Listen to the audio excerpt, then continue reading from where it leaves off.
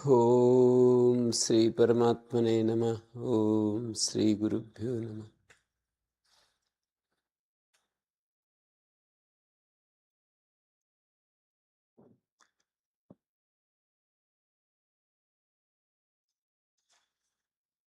तो ये जो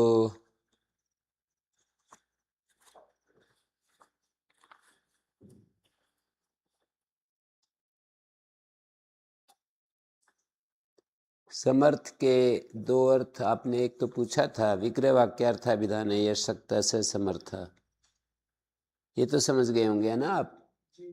विग्रह वाक्य के अर्थ को कहने में जो समर्थ है, सक्षम है, उसको समर्थ कहते हैं। जैसे इसके अनुसार समर्थ क्या होगा? राजपुरुष को समर्थ कहोगे या राज्य पुरुषा को कहोगे? हैं? नहीं, क्योंकि आप ध्यान दीजिए शब्दों पर। विग्रह वाक्य के अर्थ को कहने में जो सक्षम है, विग्रह वाक्य है राज्य पुरुषा, इस अर्थ को कहने में जो सक्षम है वो है राजपुरुष। हाँ भाई, विग्रह वाक्य के अर्थ को कहने में जो सक्षम है, विग्रह वाक्य क्या है? राज्य पुरुषा, ये विग्रह वाक्य है। इसको कहने में सक्षम कौन सा शब्द है? राजपुरुष। भ्रातुष्पुत्र, ये विग्रह वाक्य है, और इस अर्थ को कहने में भ्रातृपुत्र। देवदत्त से कंबल, ये विग्रह वाक्य है। देवदत्त कंबल, ये समास पद है। एक समस्त पद होता है, एक विग्रह वाक्य होता है। विग्रह वाक्य को कहने में जो सक्षम है वो क्या है? समस्त पद, उसको समर्थ कहते हैं। और इसमें दूसरा एक अर्थ ये भी दिया है, समर्थ पदाश्रयत्वाद व समर्थ। दो अर्थ दिए ना, विग्रह वाक्यार्थाभिधाने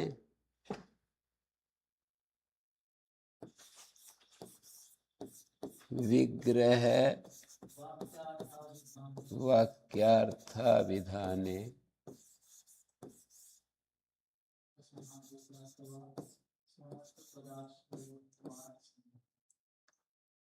यह सक्त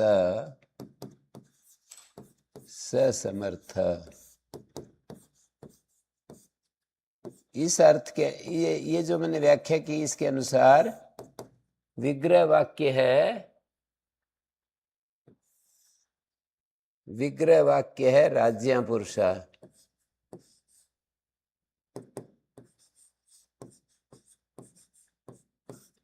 इसके अर्थ को कहने में सक्त राजपुरुष।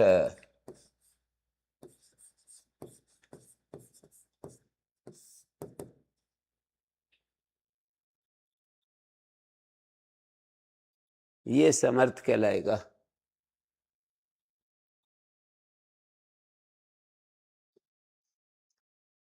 विग्रह वाक्य तो आप लोग समझते होंगे, विग्रह वाक्य क्या चीज है। विग्रह वाक्य के अर्थ को कहने में जो सक्षम है वो समर्थ है।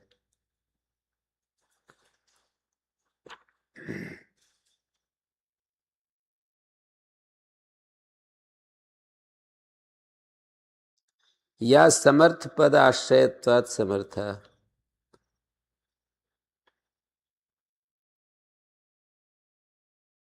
समर्थ पद आश्रय हैं जिसके, उसको समर्थ कहते हैं। हैं?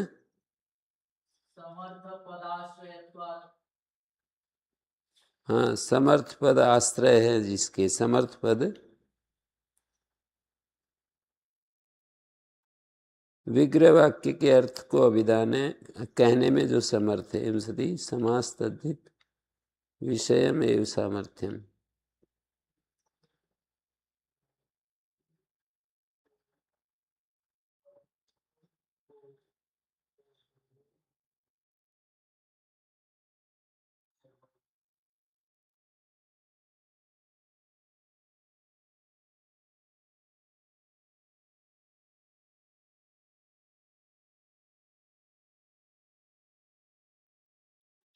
मुख्यार्थ पहले इन्होंने दिया है कि ये विक्रय वाक्यार्थाभिधाने यह सक्ता स समर्था, ये मुख्य अर्थ है।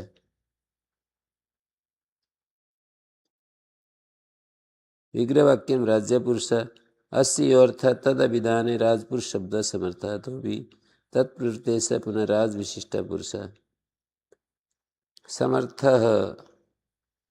साधुत्वेन समर्थ वेदितव्य। विग्रह वाक्य के अर्थ को कहने में जो सक्षम है।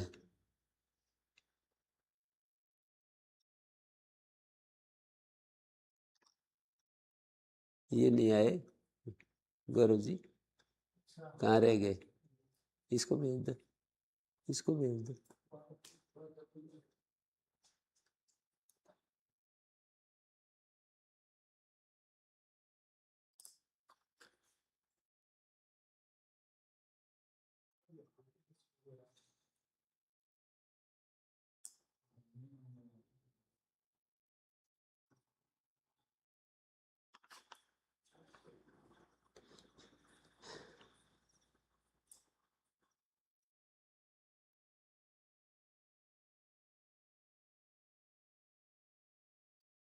और दूसरा है गौण समर्थ शब्द का गौण अर्थ।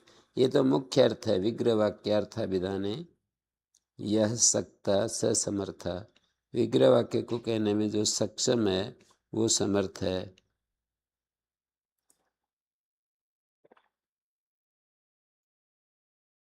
और समर्थ पद आश्रय हैं जिसके, उसको भी समर्थ कहते हैं। समर्थ पद आश्रय, आश्रय समर्थ हैं तो आश्रित भी समर्थ है। घंटी का पता नहीं चलता। तो ये कह रहे हैं वाक्य में व्यपेक्षा लक्षण। व्यपेक्षा क्या होती है? कर्तव्य।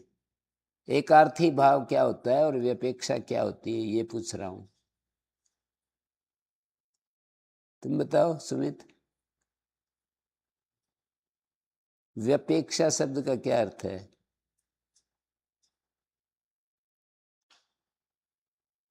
अन्योन्य अपेक्षा व्यपेक्षा होती है। दो पद होते हैं ना, एक दूसरे को, एक दूसरे की जो अपेक्षा होती है उसको व्यपेक्षा कहते हैं। जैसे राज्या को पुरुषा की अपेक्षा, पुरुषा को राज्य की अपेक्षा, इसको व्यपेक्षा कहते हैं। विग्रह वाक्य में व्यपेक्षा सामर्थ्य होता है। सामर्थ्य दो प्रकार का होता है, एकार्थी भाव और व्यपेक्षा। विग्रह वाक्य में व्यपेक्षा सामर्थ्य होता है, अन्योन्य अपेक्षा होती है।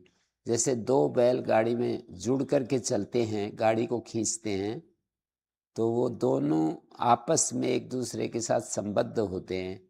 और एकार्थी भाव सामर्थ्य होता है, जैसे घी और चावल को अच्छे से मिला दें, घी और खिचड़ी को मिला दें, घी और सब्जी को मिला दें, ऐसे ये एकार्थी भाव सामर्थ्य होता है। तो इनमें अंतर क्या समझते हो? कर्तव्य क्या अंतर समझते हो? व्यपेक्षा में अन्योन्य अपेक्षा होती है, एकार्थी भाव में दो चीजें एक अर्थ के रूप में गृहीत होती हैं। जैसे संगतम घृतम संगतम तैलम, जैसे घी किसी दूसरी चीज में मिला दिया, खिचड़ी में, चावल में, सब्जी में मिला दिया, दूध में मिला दिया, तो इसको एकार्थी भाव कहते हैं। दोनों चीजें मिलकर के एक हो जाती हैं। और व्यपेक्षा दो अलग अलग रहती हैं, एक दूसरे को अपेक्षा रहती है। मैंने बछड़ों का उदाहरण, दो बैलों का उदाहरण दिया। दो बैल गाड़ी में चलते हैं ना, तो वो व्यपेक्षा के साथ रहते हैं, अन्योन्य अपेक्षा रहती है। एक दूसरे को, एक दूसरे की अपेक्षा रहती है। वो दूसरे भागते नहीं, जैसे तुड़ा करके छुड़ा करके भाग जाए, ऐसा नहीं होता। दो बैल एक दूसरे की अपेक्षा के साथ रहते हैं। तो व्यपेक्षा तो होती है बैलों की तरह, और एकार्थी भाव होता है घी और सब्जी की तरह। अब इसमें क्या समझे हो बताओ? क्या अंतर है दोनों में? अपेक्षा तो वो होती है जो कि एक दूसरे की अपेक्षा, एक दूसरे पर निर्भर रहते हैं। जोर से क्या है भाई? अपेक्षा। हाँ, विपेक्षा में और एक अर्थी भाव में अंतर क्या निकला? एक अर्थी भाव में जैसे घी या खिचड़ी को मिला दे रहे, घी और बूरा शक्कर को मिला दिया, और ये एक अर्थी भाव है।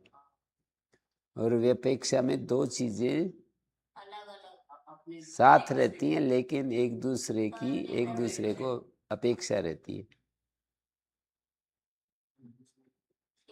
ये दो तरह का सामर्थ्य है। तो विग्रह वाक्य होता है, एक समास वृत्ति होती है। समास वृत्ति में एक अर्थी भाव सामर्थ्य होता है और विग्रह वाक्य में विपेक्षा सामर्थ्य होता है। हैं?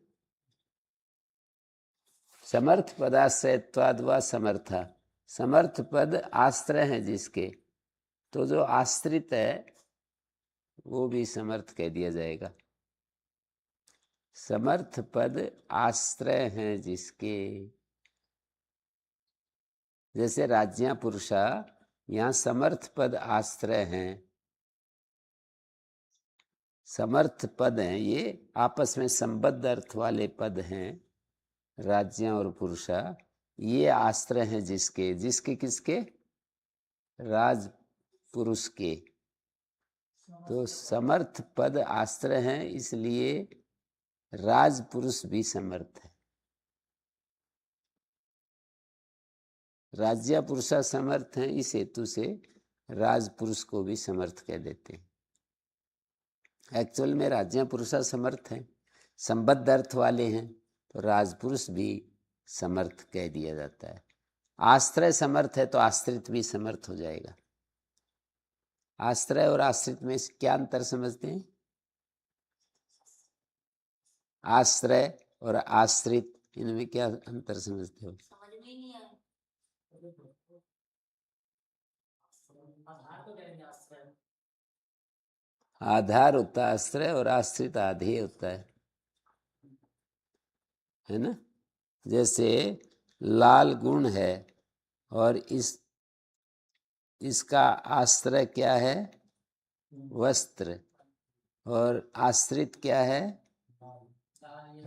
लाल गुण। आश्रय आश्रित, आश्रित है ना ये, जो लाल गुण आश्रित है और आश्रय वस्त्र। जैसे भवन आश्रय हम लोग आश्रित हैं? भवन आश्रय और हम लोग आश्रित है भवन। हाँ, भवन में रहते हैं। माता पिता आश्रय हैं, बच्चे आश्रित हैं। राजा आश्रय है और ये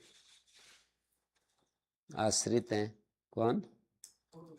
प्रजा।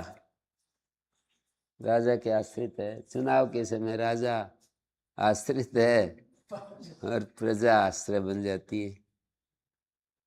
है ना। चुनाव के समय प्रजा आश्रय होती है, वोटर्स जो है आश्रय होते हैं और वो आश्रित होता है। गुरुकुल आश्रय और हम ब्रह्मचारी आश्रित।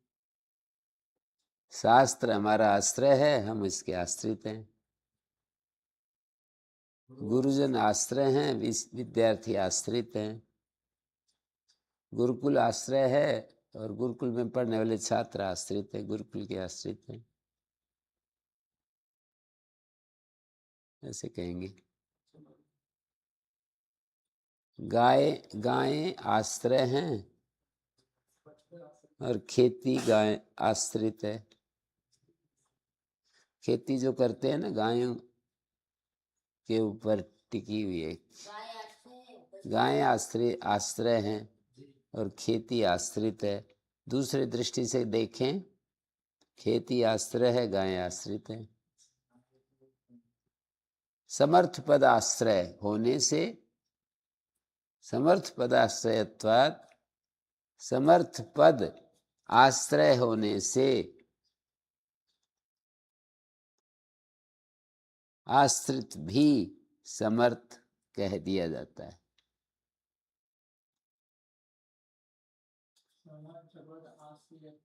तो आश्रित कौन है? आश्रित तो है समर्थ पदों के आश्रित। समर्थ पद संबद्धार्थ पद है। राज्य पुरुषा समर्थ पद आश्रय हैं जिसके, ऐसा जो समास है वो आश्रित होता हुआ समर्थ कह दिया जाता है। राज्य पुरुषा समर्थ हैं तो राजपुरुषा भी समर्थ। अच्छा, यहाँ पर समर्थ पद से राज्य पुरुषा। हाँ जी, समर्थ पद आश्रय हैं जिसके, ऐसा राजपुरुष भी समर्थ है। ये ऊपर का और नीचे का, माने ये जो ऊपर कहने का ढंग अलग अलग हो गया ना। विग्रह वाक्य के अर्थ को कहने में जो सक्षम है वो समर्थ है, तो ये तो मुख्य अर्थ हो गया समर्थ का। और समर्थ पदों के आश्रय, समर्थ पदों को, समर्थ पद संबद्धार्थ वाले पद आश्रय होने से समास को भी समर्थ कह देते हैं। वास्तव में तो समर्थ होते हैं समर्थ पद, विग्रह वाक्य में जो है ना। पहले में तो विग्रह वाक्य को कहने में जो समस्त पद है वो समर्थ है, और यहाँ क्या कह रहे हैं, जो विग्रह वाक्य के पद हैं वो समर्थ हैं। समर्थ पद तो वही है ना, विग्रह वाक्य में जो प्रयुज्यमान शब्द हैं, समर्थ पद तो वही है, लेकिन समास को भी समर्थ कह देते हैं गौण रूप से। मुख्य रूप से तो समर्थ पद संबद्धार्थ वाले पद आश्रय होने से आश्रित भी समर्थ हो गया। अब बताओ कितना समझे हो? आजाद जी बोलो।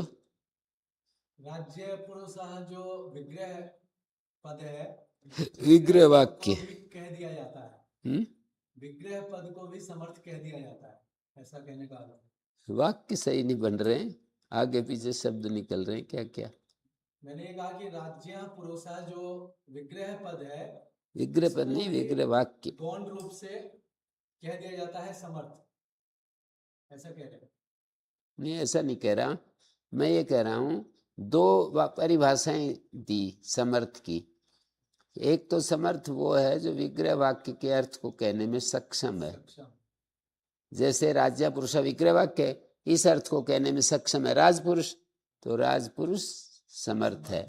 दूसरे में कहा समर्थ पद आश्रय होने के कारण जो आश्रित है उसको भी समर्थ कह देते हैं। अर्थात राजपुरुष आश्रित है और विग्रह वाक्य समर्थ है।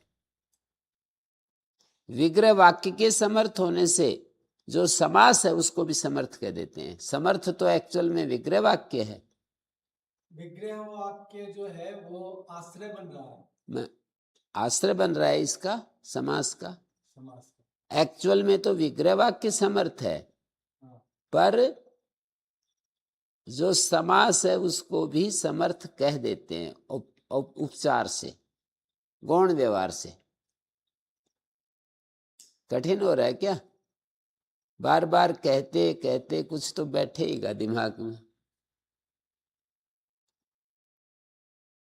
दो परिभाषाएं दी, दो परिभाषाओं में एक जगह राजपुरुष को समर्थ बताया, एक जगह राज्य पुरुषा को समर्थ बताया।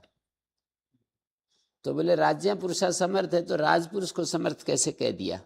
बोले उपचार से। उपचार का मतलब क्या होता है भाई?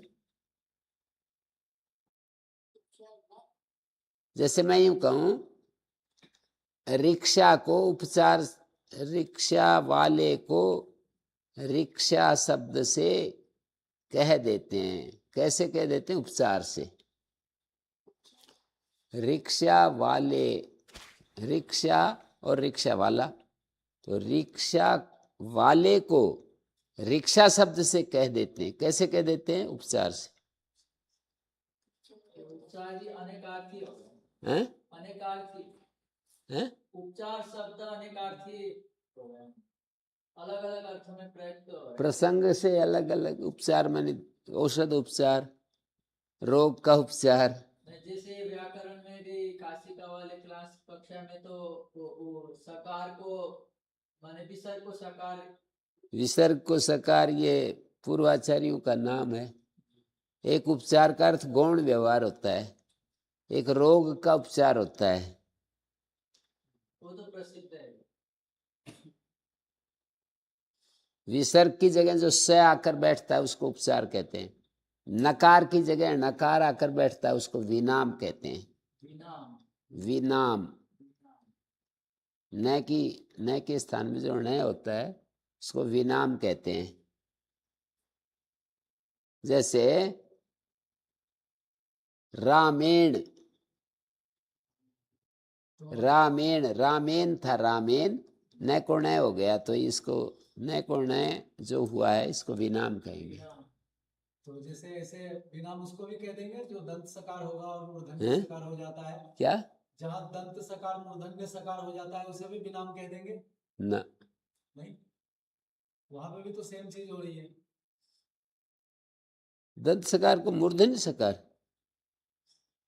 हाँ हो रहा है, पर नकार को नकार का विनाम नाम है। नकार है विनाम,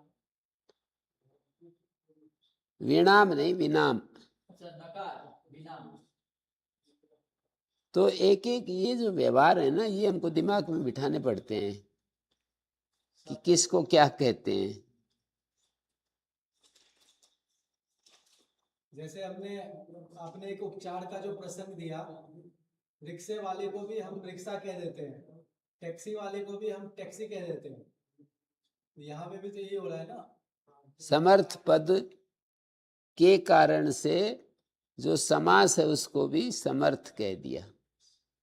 एक्चुअल में तो समर्थ पद राज्य पुरुषा हैं, लेकिन राजपुरुष को भी समर्थ कह दिया उपचार से।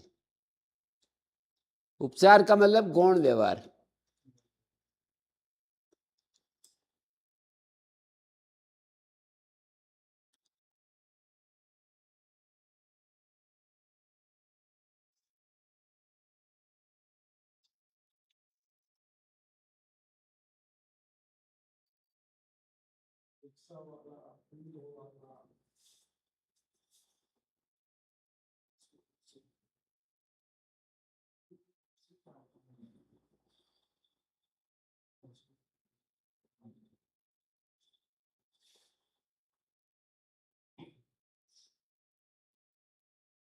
राजपुरुष जो समस्त पद है वो क्या बोला? समर्थ है। राजपुरुष जो शब्द है, समस्त पद जो बना वो कौन समर्थ बना? राजा पुरुष नहीं, दो अलग अलग दृष्टियों से दो बात कही कि राज्य पुरुषा के अर्थ को कहने में जो सक्षम है वो समर्थ। तो मुख्य रूप से तो यही है समर्थ, राजपुरुष। विग्रह वाक्य के अर्थ को कहने में सक्षम है। सक्त का मतलब समर्थ, सक्षम। किसको कहने में? राज्य पुरुषा के अर्थ को कहने में। अब दूसरे एंगल से कह रहे हैं कि वास्तव में तो ये जो समस्यमान पद होते हैं वो समर्थ पद होते हैं, लेकिन उनके कारण समास को भी समर्थ कह दिया। एक्चुअल में राज्य पुरुषा ये समर्थ हैं। जो समर्थ पद का आश्रय ले रहा है ना ये समास, तो समर्थ पद आश्रय हैं, तो उनके आश्रित जो समास है उसको भी समर्थ कह देते हैं उपचार से, गौण व्यवहार से।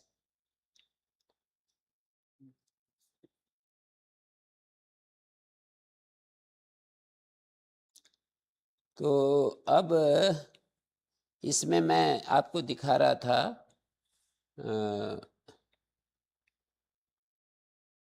कि विभक्ति, समीप, समृद्धि, वृद्धि आदि उन 18 अर्थों में जो अव्यय है उसका समास होता है समर्थ सुबंत के साथ।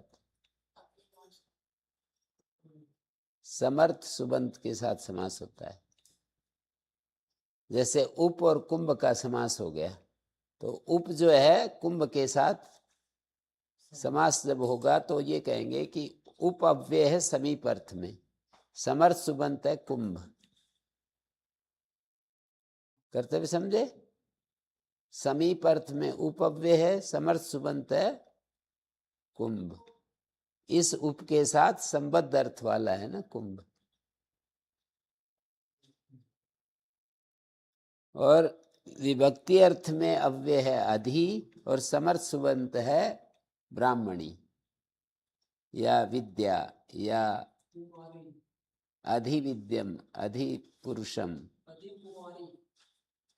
अधिकुमारी, अधि स्त्री, अधि ब्राह्मणी, अधि, ये सारे। समृद्धि अर्थ में अव्यय है सु और समर्थ सुबंत क्या है? सुमद्रम मद्र, सुमगधम मगध। वृद्धि अर्थ में अव्यय है दुर, समर्थ सुबंत क्या है? क्या बता रहे? हैं? अफ्रीका, अफ्रीका देश, अफ्रीका। और दूर इसमें पाकिस्तान, पाकिस्तान भी हो सकता चाइना। चाइना तो है। पाकिस्तान समृद्ध देश है। पाकिस्तान बोल रहे हैं और बांग्लादेश। तो ऐसे देखना है हमको। विभक्ति अर्थ में समीप, समृद्धि, वृद्धि, अर्थाभावत्य, असंप्रति, शब्द प्रादुर्भाव, पश्चात, यथा, यथार्थ में जो अव्यय, जैसे जैसे यथार्थ में जो अव्यय और उसका समर्थ सुबंत के साथ समास बताओ। वीपसा, हैं? वीपसा, मेरे को तो इसका तो इतना ही नहीं सुनता, एक कण बराबर भी नहीं सुनता इसकी बात। वीपसा, वेबसा वीपसा और बस क्या कह रहे हैं? दीपसा अर्थ होता है। हाँ तो वो बोल ना, विपसार्थ में अव्यय बता और फिर वो समर्थ सुबंध बता। ये विपसा बोल के चुप हो गया। वीपसा में प्रति आप बताओ कि विपसार्थ, यथा का एक विपसार्थ होता है, विपसार्थ में अव्यय है प्रति, हाँ। जैसे प्रतिदिनम, प्रतिवर्षम, समर्थ सुबंध क्या है? समर्थ सुबंध, इसमें दिनम है, दिन, दिन बोलिए, दिन, वर्ष बोलिए, मास बोलिए। प्रतिवृक्षम तो वृक्ष बोलिए।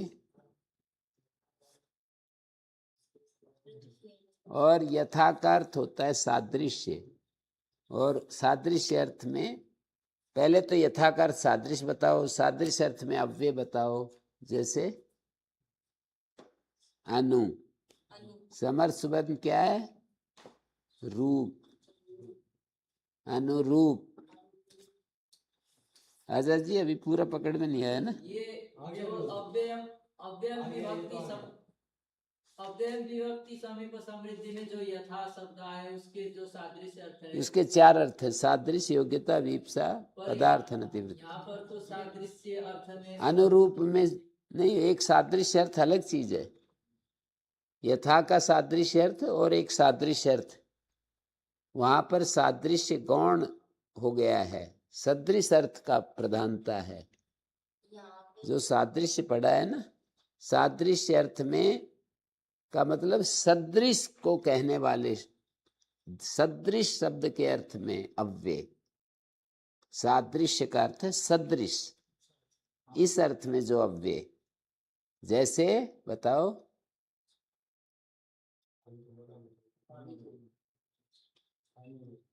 सादृश्य अर्थ में जो अव्यय बताओ। अनु, अनुज्येष्ठम, अनु, हैं? अनुज्येष्ठम, नहीं नहीं, अनुरूपम, अनुज्येष्ठम तो अनुपूर्व अर्थ था। अनुरूपम,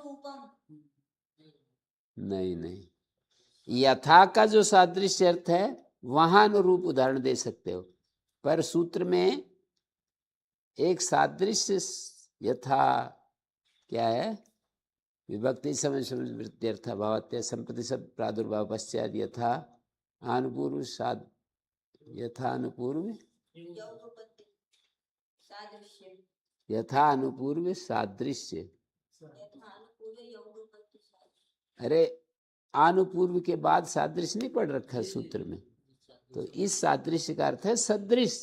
जी जी सादृश्य का अर्थ तो सदृशता होता है, लेकिन सादृश्य का अर्थ यहाँ पर सदृश है, सदृशता अर्थ नहीं है। जी, स्पष्ट हो गया। वो और यथा का अर्थ सादृश्य है। उसी में उलझा हुआ। जैसे उदाहरण क्या बनेगा, सह की खीर, सह की खीर।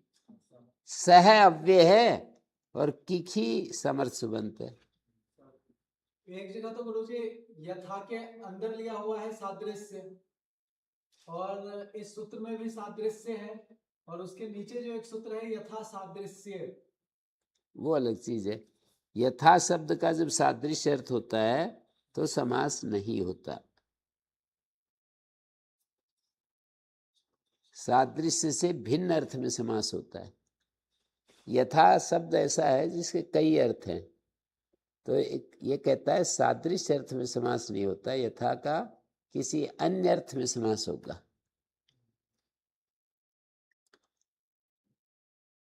जैसे परिमाण बताना हो तो हो जाएगा, जितने पात्र हैं उतने बुला लो भोजन करने वालों को। बोले कितने लोगों को बुलाएं, बोले जितने पात्र हैं गिन करके देखो, जितनी थाली हैं उतने बुला लो। तो यावद अमत्रम, यहाँ सादृश्य थोड़ी है। सादृश्य अर्थ होता है यथा देवदत्तस तथा यज्ञ दत्ता, यहाँ समास नहीं होगा।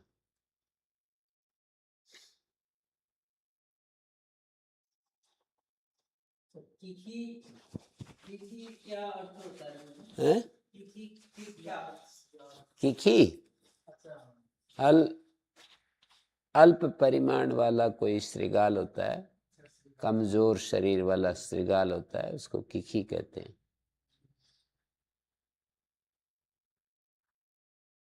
कमजोर शरीर वाला कोई सियार होता है ना, सियार, और कमजोर शरीर हो उसका,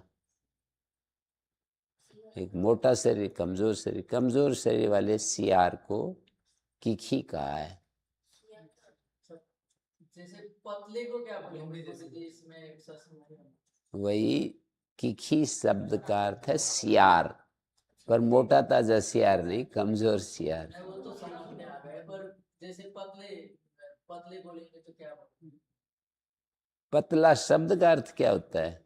नहीं, पतले को अगर संस्कृत में बोलना रहेगा तो क्या शब्द? कृष्णता। मोटा होता है तो स्थूल। स्थूल बोलते हैं। पतले को क्रिस क्या? क्रिस हाँ, कृष कहते हैं, कृष का है। विषयकार।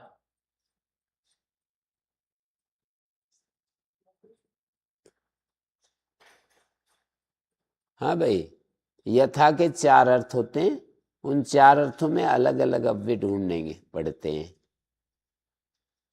जैसे सादृश्य एक अर्थ होता है, पदार्थ अनतिवृत्ति एक अर्थ होता है, योग्यता योग्यता एक अर्थ होता है, वीप्सा एक अर्थ होता है। सादृश्य, योग्यता, वीप्सा, पदार्थ अनतिवृत्ति। तो इन अर्थों में जो अव्यय होगा उसका समर्थ सुबंत के साथ समास हो जाएगा। जैसे उदाहरण बताओ।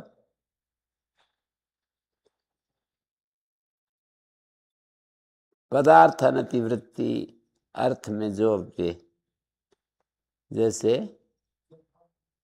यथामति यथाशक्ति, यथाशक्ति यथा सामर्थ्य पदार्थ अनतिवृत्ति है शक्ति। यथा पदार्थ अनतिवृत्ति अर्थ में अव्यय है यथा, और समर्थ सुबंत है शक्ति। समास हो गया, यथाशक्ति बन गया।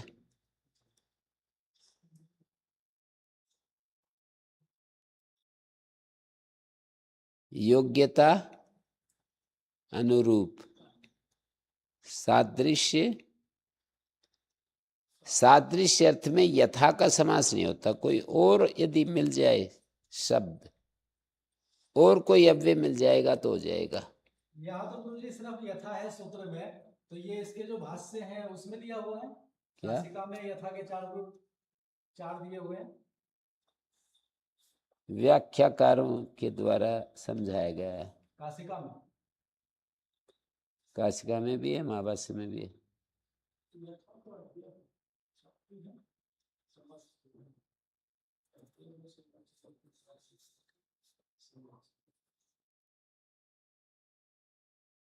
तो क्या है सूत्र?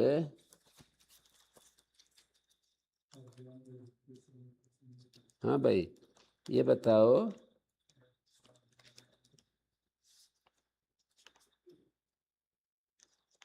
जैसे योगपद्य अर्थ में क्या अव्यय है? योगपद्य बताओ, योगपद्य अर्थ में क्या अव्यय है? हैं? सह क्या? सह सह सह, सह सह बोल रहे हैं। जी तो उसको उसका समर्थ सुबंध के साथ समास, जैसे चक्रम, सह को स आदेश हो जाता है उपसर्जन से। अव्ययी भावे चा काले, छठे अध्याय के तीसरे पाद में एक सूत्र है, अव्ययी भावे चा काले।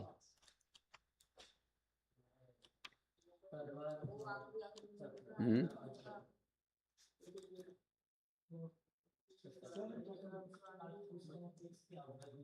अव्ययी भावे चा काले, छठे अध्याय के तीसरे पाद का सूत्र है।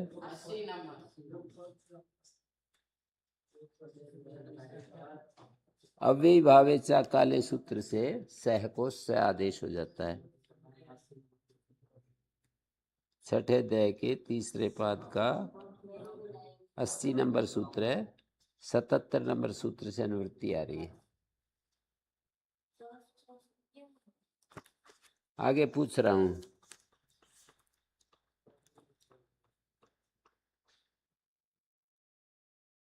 संपत्ति अर्थ में क्या अव्यय है?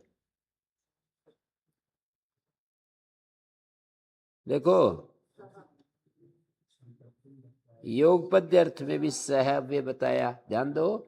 योगपद्य अर्थ में सह अव्यय, सादृश्य अर्थ में भी सह, संपत्ति अर्थ में भी, साकल्य अर्थ में भी सह, और अंत अर्थ में भी सह। अंत अर्थ में सह,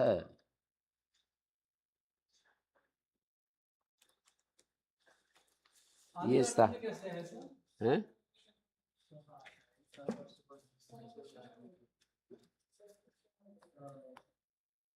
किन किन अर्थों में सह हो रहा है?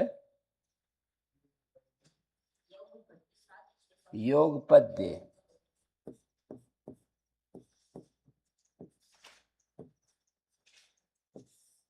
योगपद्य से अर्थ में सह, सह अव्यय, इसका समर्थ सुबंत के साथ समास।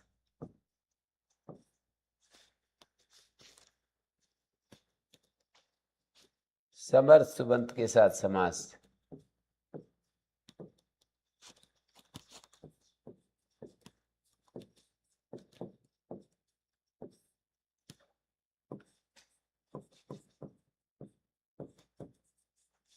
ये एक बात हुई ना,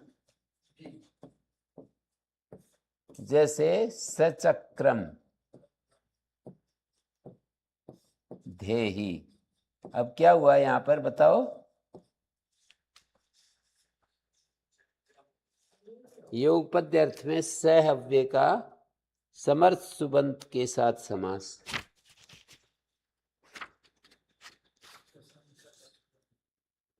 योग पद्यर्थ में सह शब्द को स आदेश हो गया, अव्ययी भावेचा काले।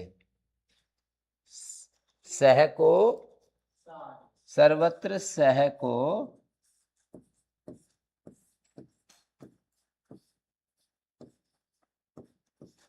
स आदेश हो जाता है।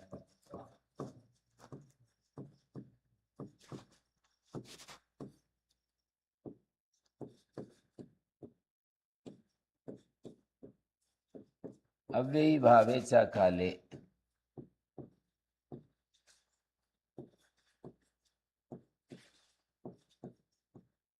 6-3-80। ठीक है।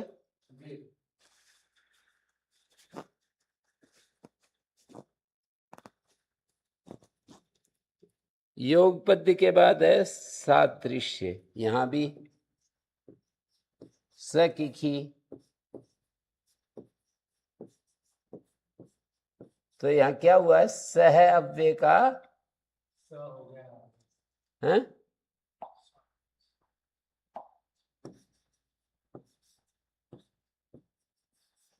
सह को स आदेश हुआ है यहाँ भी। संपत्ति यहाँ भी।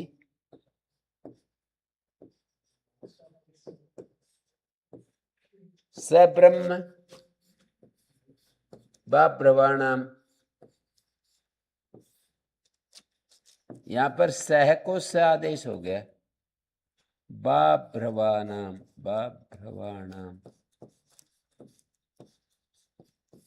स क्षत्रम सालंकायनानाम। सब्रह्म का क्या अर्थ है?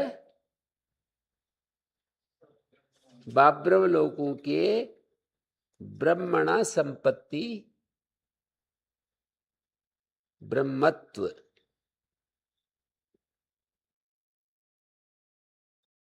जो ब्रह्मत्व है, ब्राह्मणत्व है, वो संपत्ति को कहा जा रहा है।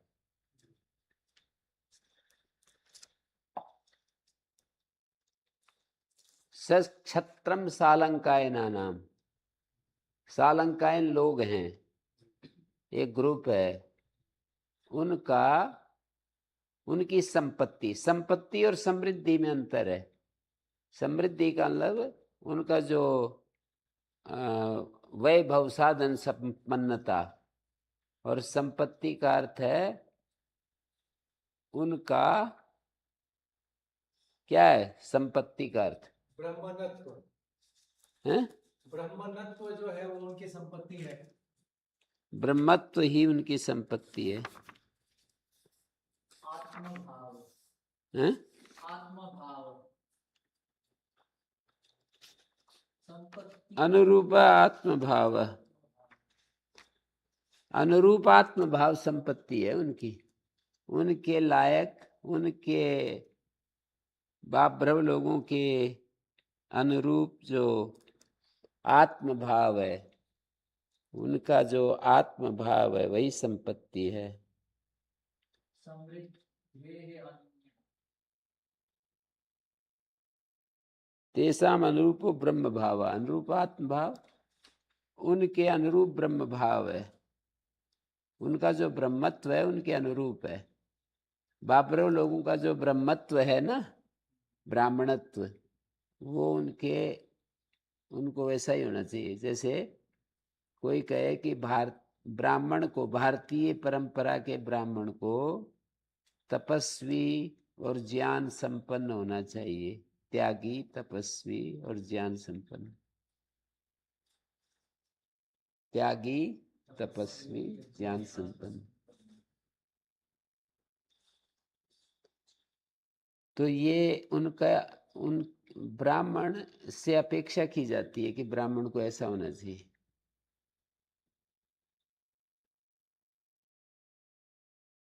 पतंजलि के सन्यासियों से अपेक्षा की जाती है कि वो धूम्रपान आदि ना करें। उनके अनुरूप आत्मभाव है ना। और कोई करे तो कोई देखेगा ही नहीं। पतंजलि के बिल्ले लगा रखा और धूम्रपान या शराब पी ले तो फिर वो मच जाएगा ना, हाहाकार मचा देंगे। शराब पीने में तो हाहाकार किसी भी सन्यासी में हैं मचता है। हैं दूसरे सन्यासी भी शराब पी लेते हैं तो बुरा तो मानते ही है। धूम्रपान में हाहाकार नहीं मचाते। धूम्रपान में तो नहीं मचाते, लेकिन शराब में तो मचाते हैं। शराब में तो मजा आता है।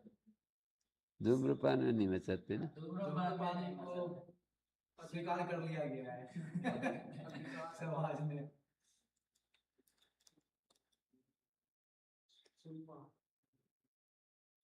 धूम्रपान से ज्यादा वो पाप आचरण नहीं कर सकते। अनुरूप आत्म भाव वही है, ब्रह्म भाव। साकल्य अर्थ में, साकल्य अर्थ में क्या है? सत्रिणम अभ्यवहरति। साकल्य अर्थ में क्या अव्यय है? कर्तव्य।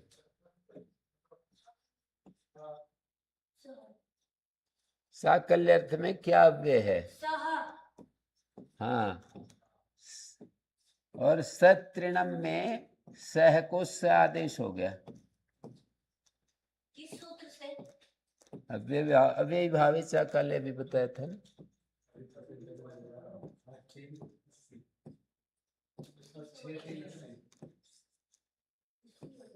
उसी से होगा। सत्रिणम अभ्यवर्ती, तिनके सहित खाता है।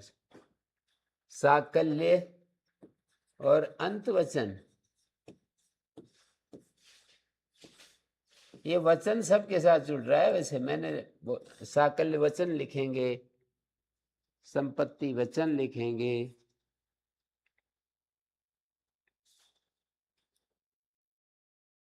क्या अव्यय है यहाँ?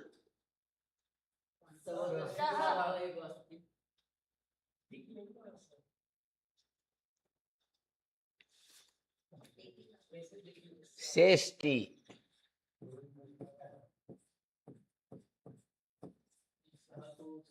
सपशुबंधम।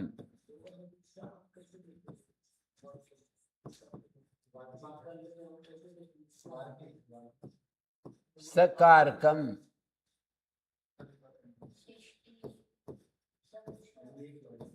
ससमासम।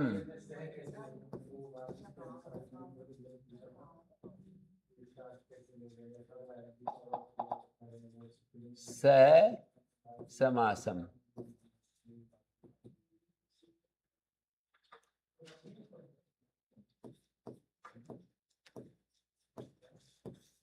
यहाँ पर सब उदाहरणों में सह को स आदेश हो गया। सकारकम का मतलब है कारक पर्यंत पढ़ रहा है। समासम का अर्थ है समास पर्यंत पढ़ रहा है, संधि विषय तक पढ़ रहा है। ससंधि विषयम ससंधि अधीते, संधि विषय तक पढ़ रहा है। सनामिकम स आख्यातिकम। आख्या हैं? स्वर नियमम, ये होगा। क्या माने कह स्वर दिया? नियम है ना, स्वर नियम। वो अनुदात उदात ये जो है। अच्छा, सस्वरम अच्छा, सस्वर स्वर शास्त्रम। अब मुझे यही दिखाना था कि इतने सारे जो ये अर्थ हैं, इन अर्थों में, हाँ भाई, इन अर्थों में अव्यय बताया है ना। उस अव्यय का समर्थ संबंध के साथ इतनी चर्चा मैंने की है इस पर, इतने घंटे लगाए हैं, व्यर्थ तो नहीं गए। पर आप कितना समझे हो ये तो आप बताओ।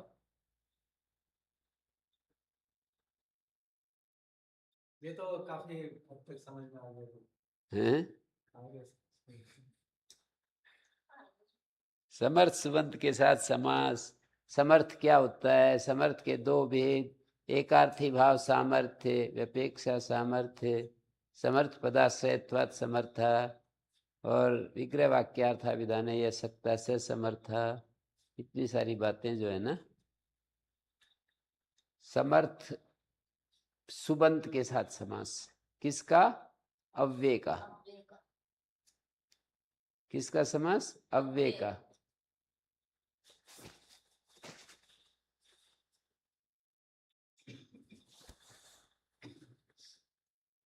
अव्यय का समर्थ सुबंत के साथ समास। यथा सादृश्य। अब जैसे यथा सादृश्य सूत्र है,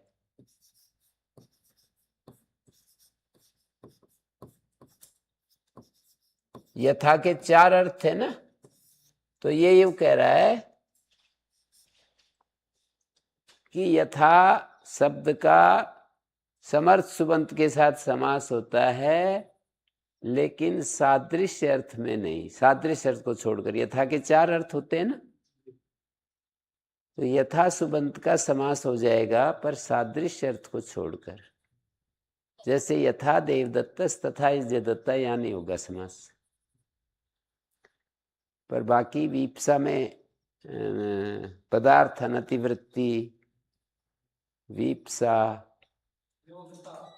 ये सूत्र सादृश्य को छोड़कर समास होता है। इस बात को कहने के लिए बनाया गया, नहीं तो यथा के अर्थ में समास तो पहले वाले से ही हो जाएगा। यथा का 4 अर्थ होते हैं। क्या क्या? योग्यता, वीप्सा, पदार्थ अनतिवृत्ति,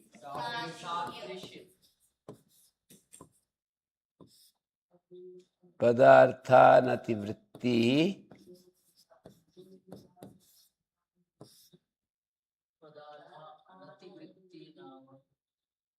और सादृश्य। तो ये सादृश्य को छुड़वाने के लिए ये सूत्र बनाया है कि सादृश्य अर्थ में समास नहीं होता है। यथा सादृश्य। क्या कह रहे हैं?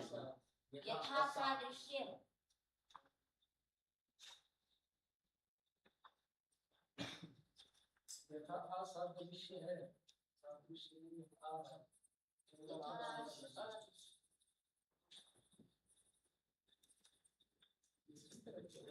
जैसे इन्होंने एक उदाहरण दिया है, यथा वृद्धम,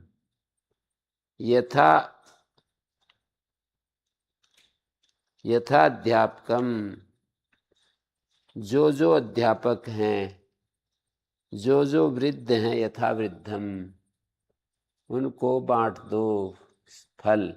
जैसे यहाँ पे जो यथा के ये जो योग्यता, वीप्सा, पदार्थ अनतिवृत्ति, इन अर्थों में तो नहीं कर रहे, अलग ही कुछ नहीं कर रहे। किस में कर रहे हैं? मैंने अलग ही कुछ दूसरे पदों के साथ कर रहे। ये वृद्धा वीप्सा अर्थ में कर तो रहे। ये वृद्धा कैसे वीप्सा? वीप्सा अर्थ में प्रति का समास हो रहा था, यहाँ यथा का हो रहा है। डायरेक्ट यथा शब्द हैं? डायरेक्ट यथा अव्यय का ही हो चाहिए। डायरेक्ट सीधा हो तो रहा है, यथा वृद्धम। यथा का समास हो रहा है ना, यथा। वो तो वृद्धि में यथा प्रयोग कर सकते। यथा वृद्धम का अर्थ है जो बूढ़े हैं।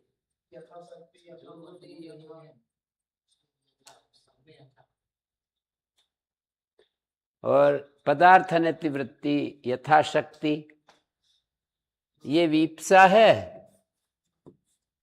और ये यथाशक्ति। सादृश्य में तो होता नहीं, और योग्यता में यथा योग्यम।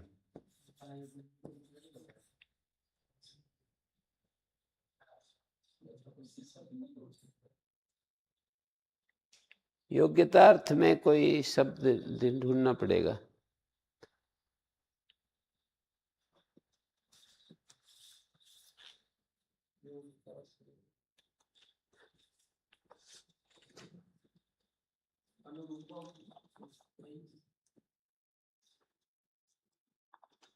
जैसे उधर तो योग्यता अर्थ में तो ये अनुरूपम आया था।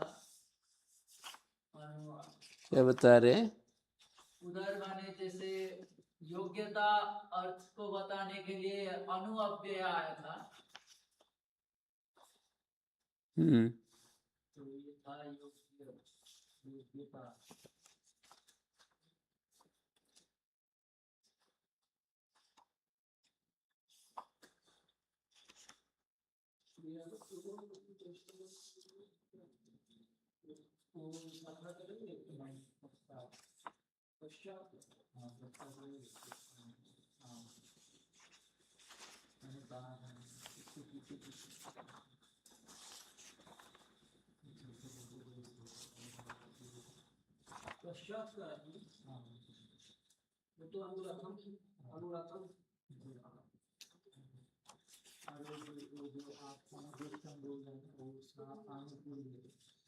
जैसे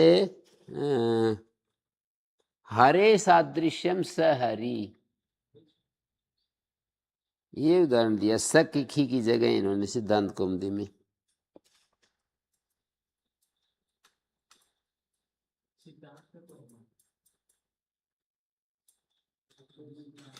हरे सादृश्यम स हरि। यथा सादृश्य के उदाहरण दिए हैं। यथा हरिस तथा हर, या नहीं होगा। हरेर उपमानत्वम यथा शब्दोद्योत इति सादृश्य इति वा यथार्थ इति वा प्राप्तम प्रतिसिध्यते।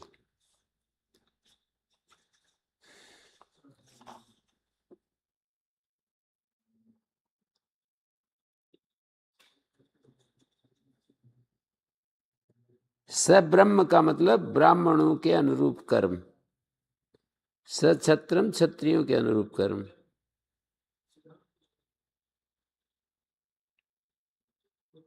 अनुरूप योग्य आत्म भाव, स्वभाव, सोचित कर्म।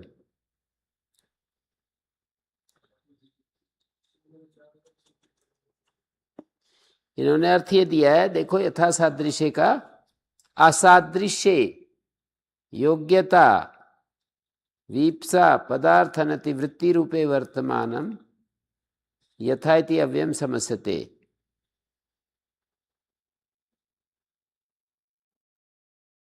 अब कह रहे हैं कि ये सूत्र नियमार्थ है, ऊपर वाले सूत्र से सिद्ध था, फिर इस सूत्र ने क्या किया, तो बोले सिद्धे सति आरंभो नियमार्थ था। कोई बात सिद्ध हो और फिर उसका कथन करें तो नियम हो जाता है। तो क्या नियम बनेगा? यथा शब्द असादृश्य समासम आपनोति। यथा शब्द असादृश्य अर्थ में ही समास को प्राप्त होता है।